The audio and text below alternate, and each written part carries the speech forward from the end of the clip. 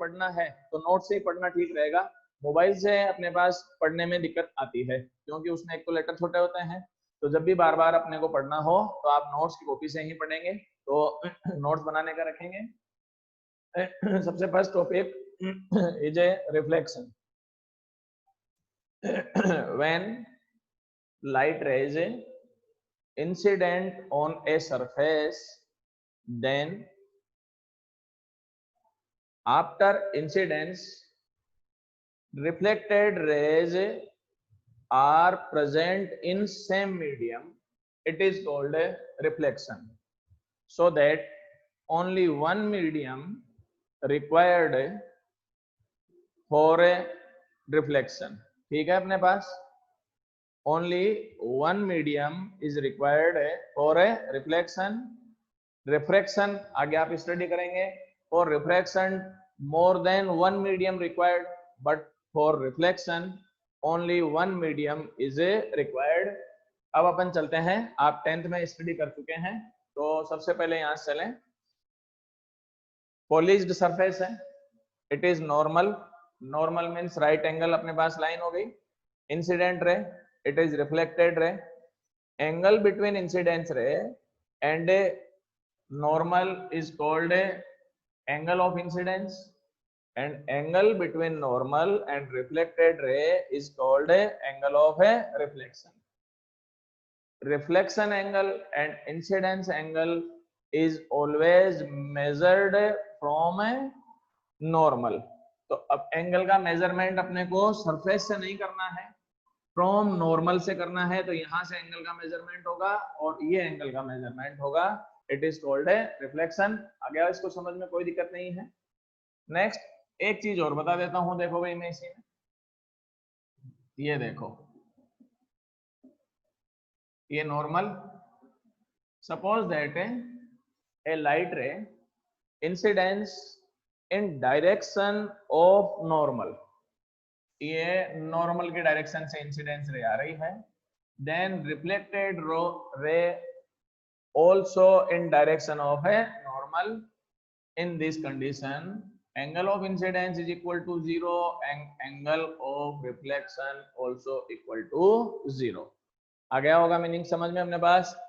I equal to 0 and R equal to 0 because incidence and reflected rays in direction of normal, so that angle formed by incidence and reflected ray from normal is a 0। Is it clear? कोई दिक्कत नहीं है अपने पास, ठीक है। Now in reflection there are no change in frequency. In reflection there are no change in frequency, speed of light and wavelength। ठीक है, देखो भाई लाइट में अपने पास अपने 3 क्वांटिटीज हैं जो अपन स्टडी करते हैं। First is a frequency, second wavelength and third is a speed. As we know relation between frequency, speed of light and wavelength, nu is equal to c upon a lambda।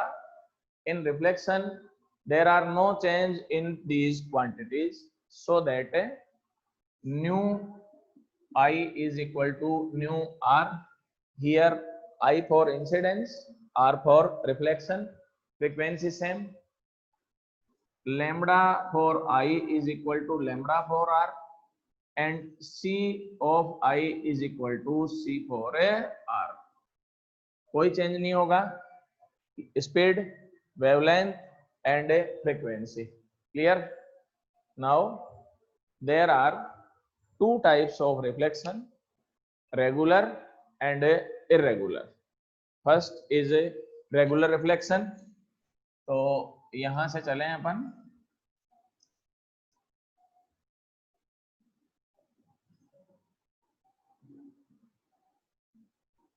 Regular reflection.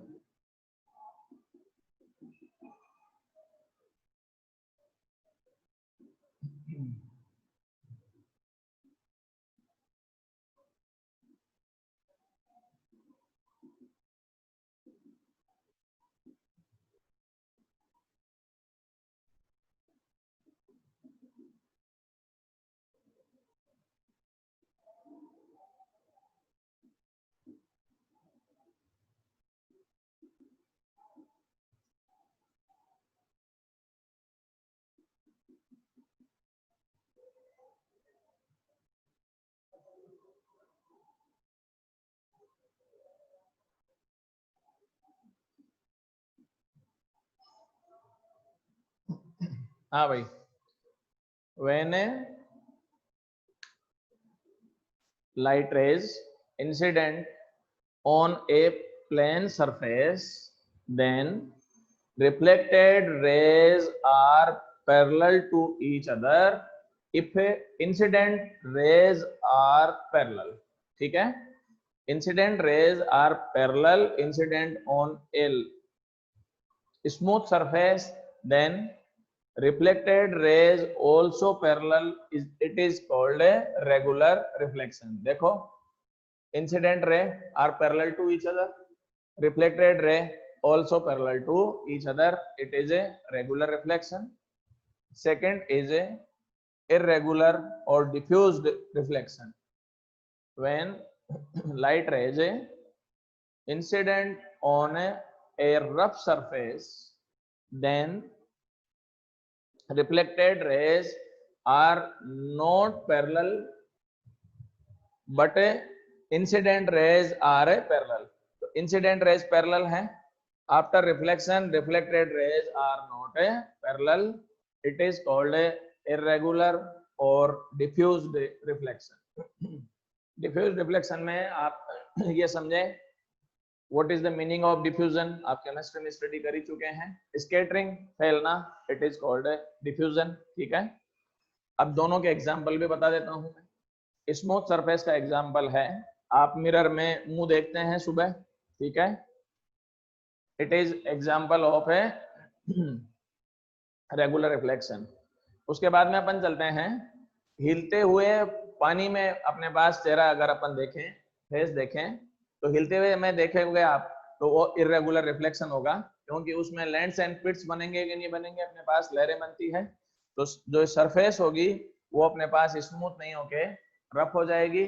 For rough surface there are irregular reflection take place. एक बार आप इसका screenshot ले लें, उसके बाद में आगे बढ़ेंगे.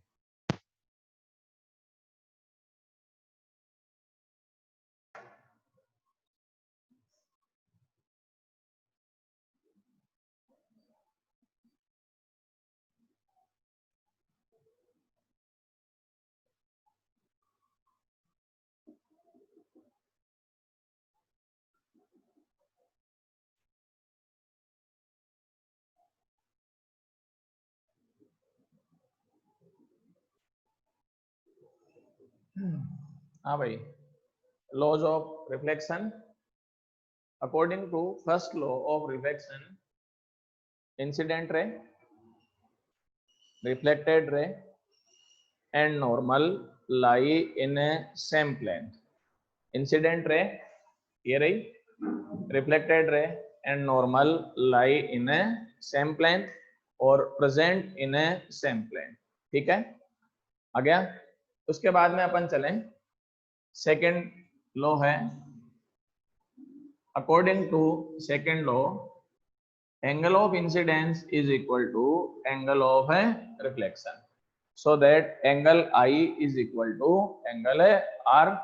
Second law and first law clear, 10th में भी आप स्टडी कर चुके हैं, तो इतनी कोई दिक्कत की बात नहीं होनी चाहिए मेरे हिसाब से. ठीक है, नेक्स्ट अपन चलें, थोड़ा सा प्लेन मिरर बता देता हूं, उसके बाद में अपन स्फेरिकल मिरर आएंगे. प्लेन मिरर आप सभी जानते हैं, ये plane mirror, object light rays है, यहां से यहां आई अपने पास, ठीक है, ये इधर आएगी, ये इधर आएगी. आफ्टर रिफ्लेक्शन ये इधर चली जाएंगी. देखो एक बार, इमेज जो है वो यहां पर इमेज बनेगी, इमेज इज आई. एक और बता देता हूं मैं,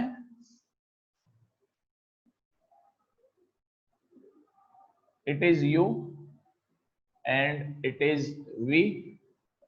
for plane mirror u is equal to minus v, u is equal to minus v. तो मेथड ये है कि जितनी डिस्टेंस पर ऑब्जेक्ट प्लेस्ड रहता है उतनी ही डिस्टेंस पर इमेज बनती है प्लेन मिरर में. बट एक चीज हमेशा ध्यान रखें, इमेज, हाँ मैं देख रहा हूँ, नीतू, हाँ नीतू शेखावत। नीतू आज अभी इसमें क्लास हो जाए, मैं कॉपी में करके तेरे को भेज दूंगा भाई, है ना? ठीक है, अभी ये क्लास चल रही है तो ये चलने देते हैं, जैसे क्लास ओवर होती है कॉपी में करके तेरे पास इसका सॉल्यूशन भिजवा देता हूँ, ठीक है? हाँ भाई, अब अपन चले तो जिस डिस्टेंस पर ऑब्जेक्ट है उतनी डिस्टेंस पर इमेज बनेगी, ऑब्जेक्ट एंड इमेज अपोजिट होंगे। अब इसका मेथड भी बता देता हूं, जैसे आप प्लेन मिरर के सामने खड़े होते हैं, सपोज दैट कि आप 2 मीटर पर हैं, तो आपकी इमेज कहाँ बनेगी ये बताओ? आपकी इमेज इनसाइड ऑफ मिरर बनेगी। 2 मीटर पर आप खड़े हैं तो 2 मीटर पे ही उस साइड में बनेगी अपने पास। इसीलिए अपन ये भी कह सकते हैं distance between object and image 4 metre हो जाएगी। 2 मीटर पे आप ऑब्जेक्ट हो गए खुद, 2 मीटर पर आपकी इमेज हो गई, then distance between image and object in this case is a 4 metre. Now आगे अपन चलें, यहां से देखें आप, लाइट रेज आई, उसके बाद में इधर चली गई। कोई भी ऑब्जर्वर अगर यहां से देखता है देन उसको इमेज यहां से दिखेगी। तो प्लेन मिरर में इमेज कैसी हुई? Virtual and erect. Plane mirror में इमेज कैसी होगी? वर्चुअल एंड इरेक्ट, ठीक है? अपने यहाँ इमेज 2 टाइप्स की होती है भाई, real and virtual. Real image means ये है कि real image can be formed on screen. और स्क्रीन का मीनिंग ये नहीं है भाई अपने पास कपड़े का ही पर्दा हो, ऐसा कुछ ही नहीं होता है। स्क्रीन का मीनिंग वॉल भी हो सकती है, कपड़ा भी हो सकता है, अपना हैंड भी हो सकता है। एक मेथड बता देता हूं, जैसे मान लो अपने पास है रियल इमेज कैसे बनती है। वर्चुअल इमेज तो आप सबने देखी है, सुबह अपना आप मिरर में मुंह देखते हैं तो वर्चुअल इमेज का एग्जांपल है। रियल इमेज जो है अपने पास है वो यूं बनती है, जैसे सपोज दैट ये कॉनकेव मिरर है, आपने यहाँ पर एक कैंडल रख रखी है। तो आप कभी देखना, मैं दिखा भी दूंगा जब ऑफलाइन क्लास चलेगी तो मैं क्लास में कैंडल से दिखा भी दूंगा। यहाँ पर जब आप कैंडल रखेंगे ना तो मिरर के इनसाइड में इस कैंडल की कोई इमेज नहीं दिखेगी भाई। फिर सवाल उठता है कि इमेज कहाँ दिखेगी?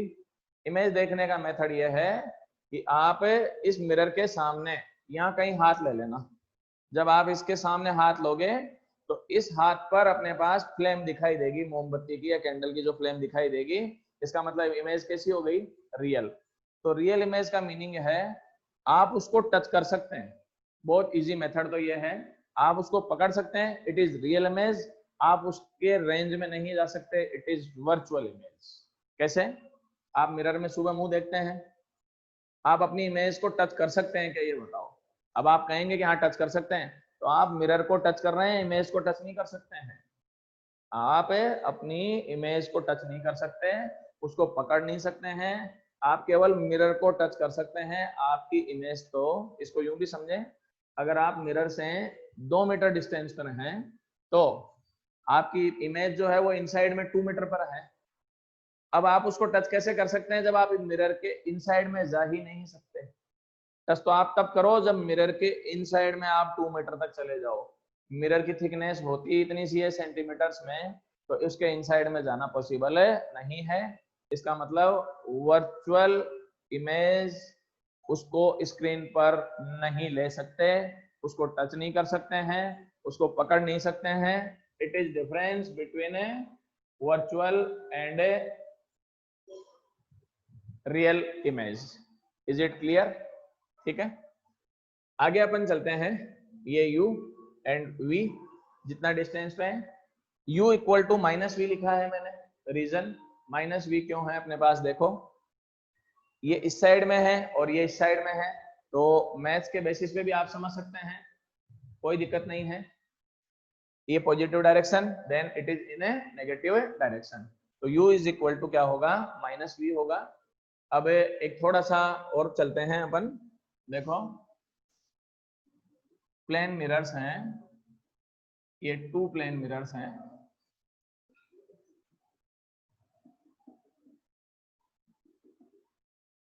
ऑब्जेक्ट है यहाँ पर, angle between plane mirrors is taken as a theta, then number of images and is a number of images formed by mirrors. इसका फॉर्मूला है भाई n is equal to 360 by theta minus 1 if 360 by theta is even. Number of images कितना होगा 360 by theta minus 1 if 360 by theta is even and n is equal to 360 by theta if 360 by theta is a odd number. Method बता देता हूं भाई मैं. if theta is taken as a 90 degree, ठीक है, theta 90 लें अपन, then पहले तो डिवाइड करें, देन 360 by थीटा 4 आ गया, it is even, then this formula applicable होगा अपने पास, अप्लाई करें, then n is equal to क्या आएगा बताओ 360 by theta minus 1 4 minus 1 3 images. इसका मीनिंग ये हुआ if two plane mirrors are perpendicular to each other, if two plane mirrors are perpendicular to each other, then there are three images formed. ये रहा method समझने का. ये plane mirror, first मेरा हाथ ले लो, ये सेकंड ये डस्टर ले लिया अपने पास. अगर कोई ऑब्जेक्ट इनके बीच में आएगा तो अपने पास फिर कितनी इमेजेस बनेगी 3 इमेजेस बनती है अपने पास. ठीक है, इसी में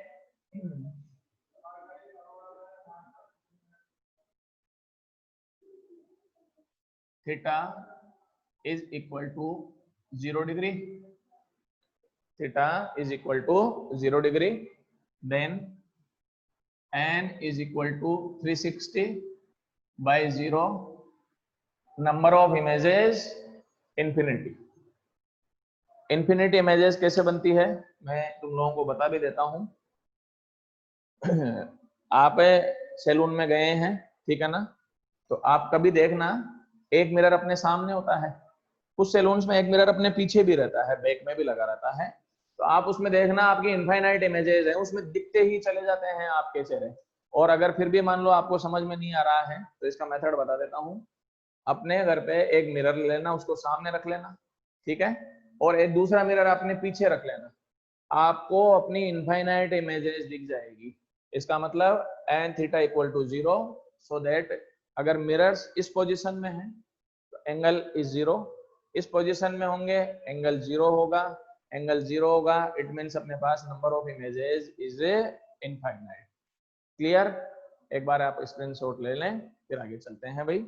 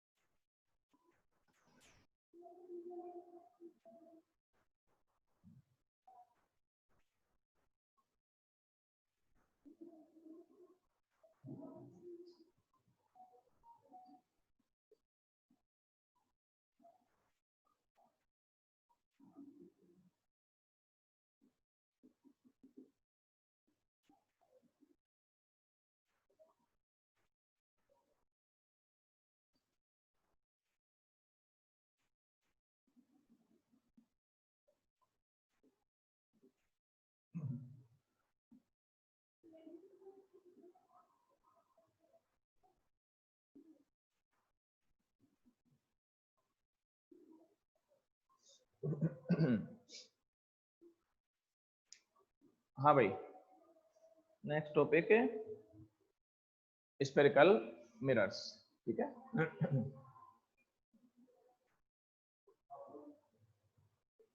Spherical mirrors are part of a hollow sphere of which one side is polished. एक बार दोबारा बोल देता हूं मैं।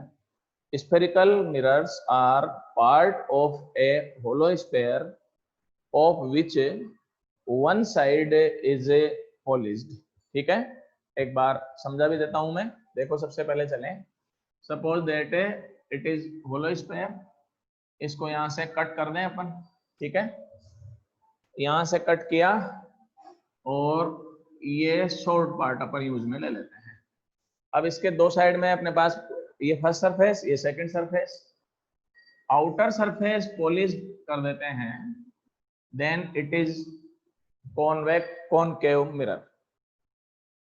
और मान लो एक बार के लिए इनर सरफेस पॉलिश दो, then it is a convex surface, ठीक है।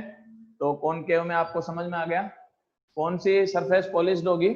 आउटर सरफेस, ठीक है ना अपने पास। ये ऊपर वाला पार्ट जो होगा वो कॉनकेव में हो जाएगा। कॉन्वेक्स में कौन सा हो जाएगा अपने पास है? जो इनसाइड वाला है, हाँ इनसाइड वाला जो है अपने पास वो पॉलिश करोगे, then it is a convex surface, ठीक है। बस बस बस आगे गिर जाएगा। हाँ भाई, एक बार और देख लेना वीडियो, अब तो क्लियर आ रहा होगा, ठीक है। ब्लड नहीं आना चाहिए। So that spherical mirrors are a part of a hollow sphere of which one sided is a polished. Clear? अब यहां से देखें एक बार आप, स्फेरिकल मिरर्स में concave it is called convergent mirror, convex it is called a divergent. इसके outer surface में पॉलिश्ड है, इसका इनर सरफेस जो है पॉलिश्ड है अपने पास, ठीक है। एक चीज और बता देता हूं मैं, लेंस एंड मिरर में अपोजिट हो जाएगा भाई। कैसे अपोजिट होगा? मिरर्स में कॉनकेव जो है इट इज कॉन्वर्जेंट, कॉन्वेक्स है वो डाइवर्जेंट। लेंस में क्या होगा? लेंस में कॉनकेव लेंस डाइवर्जेंट हो जाएगा and convex lens is a convergent. It is difference between lens and a mirror. तो अपोजिट करने हैं, वाइस वर्सा है। एक चीज और बता देता हूं मैं आपको, कन्वर्जेंट मीन्स है जो लाइट रेज को कन्वर्ज करता है at a particular point, it is convergent. And divergent का मीनिंग है जो लाइट रेज को अपने पास से डाइवर्ज करता है। डाइवर्ज का मतलब समझ में आएगा, फैला देता है अपने पास, it is a divergent and a convergent. दोनों ही चीजें अभी समझ में भी आ जाएगी, कन्वर्जेंट एंड डाइवर्जेंट क्या है, ठीक है। सबसे पहले अपन चलें, कॉनकेव मिरर है, ये पैरेलल लाइट रेज आ रही हैं। देखो एक बार लाइट रेज आई, यहां से चली गई, आप जानते हैं ये फोकस है, फिर यहां से आई, ये फोकस से चली गई। पैरेलल लाइट रेज को ये अपने पास वन पॉइंट पे कन्वर्ज कर रहा है कि नहीं कर रहा है, इसीलिए इट इज कॉल्ड कन्वर्जेंट। उसके बाद में आ जाओ कॉन्वेक्स मिरर में, ये लाइट रेज आई, ये इधर गई, ये लाइट रेज आई, ये इधर चली गई। ये दोनों अगर आप देखेंगे, देन लाइट रेज डाइवर्ज हो रही है कि नहीं हो रही है अपने पास, ठीक है। तो डाइवर्जेंट एंड कन्वर्जेंट में समझ में आ गया। एक मेथड और अपने पास समझने का, वो यूं चलते हैं अपने पास, कॉनकेव मिरर की शेप जो है यूं है अपने पास, तो इसको यूं भी समझ सकते हैं। हाँ, चम्मच ले लो या तो स्पून ले लिया तो, या फिर अपने घर में जो कढ़ाई है अपने पास वो ले लेते हैं। कढ़ाई को अगर आप यूं रखते हैं इस समय, इट इज कॉनकेव मिरर, ठीक है। और अगर आपने कढ़ाई को उल्टी रख दी, इट इज कॉन्वेक्स मिरर। और मेथड बता देता हूं, कॉनकेव मिरर में इसको यूं समझें, ये कढ़ाई है, छोटे बच्चे आप जानते हो अंचियां खेलते हैं, बहुत सारी अंचियां अगर अपन ऊपर से फेंके तो जितनी भी सारी की सारी अंचियां होगी वो इसमें एक जगह इकट्ठी हो जाएगी कि नहीं हो जाएगी, तो कन्वर्ज हो रही है कि नहीं हो रही है। कढ़ाई को उल्टी रखो, इसके ऊपर अंचियां डालोगे तो क्या होगा बताओ, इकट्ठी होगी या फैल जाएगी? फैलेगी, फैलेगी, it is divergent. Convergent and divergent में यही डिफरेंस है, कन्वर्ज में इकट्ठी हो जाएगी, डाइवर्ज में फैल जाएगी। क्लियर? तो अपन ये कह सकते हैं कॉन्वेक्स मिरर जो है पैरेलल लाइट रेज को क्या करता है, अपने पास डाइवर्ज करता है या फैलाने का काम करता है अपने पास। कॉनकेव मिरर जो है पैरेलल लाइट रेज को कन्वर्ज करने का काम करता है। क्लियर? अब मिरर्स के कुछ डेफिनेशंस हैं, है तो 10th लेवल की, पर अपन चलते हैं और आगे बढ़ते हैं। हैं? क्या बच्चे? अच्छा, पता नहीं चला। First is a pole. हाँ भाई, pole is a midpoint of mirror. Pole is a midpoint of a mirror, right? कोई दिक्कत नहीं होनी चाहिए अपने पास समझ में। पोल की पोजीशन कोऑर्डिनेट में ओरिजिन की पोजीशन है, तो आ गया। Second, centre of curvature.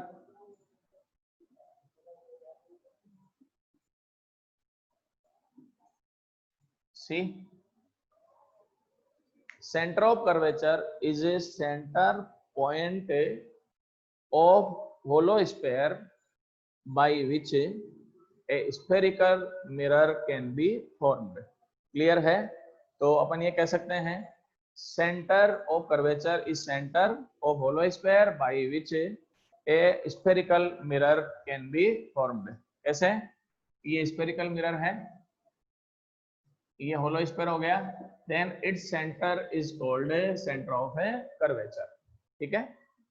यहां से अपने पास सेंटर ऑफ कर्वेचर इस साइड में हो जाएगा, इसका सेंटर ऑफ कर्वेचर इसके फ्रंट में हो जाएगा। तो सेंटर ऑफ कर्वेचर का कॉन्सेप्ट क्लियर है। आगे important property of centre of a curvature देखो भाई, adjoining line of a centre of curvature and any point of mirror is always normal to mirror. It is very important property of center of curvature. देखो भाई कैसे हैं centre of curvature की, ये centre of curvature any point, ये these points ले लें, any point adjoining to center of curvature and point of mirror is always normal. ये नॉर्मल के डायरेक्शन में होंगी। आगे खूब यूज में आता है अपने पास सारा का सारा, तो ये भी नॉर्मल, ये भी नॉर्मल, ये भी नॉर्मल। नॉर्मल क्यों होगा आप इजीली जानते हैं। अब टाइम होने वाला है, आप एक बार स्क्रीनशॉट ले लें and class is over. Thank you. कोई दिक्कत हो आप मुझे बताएं।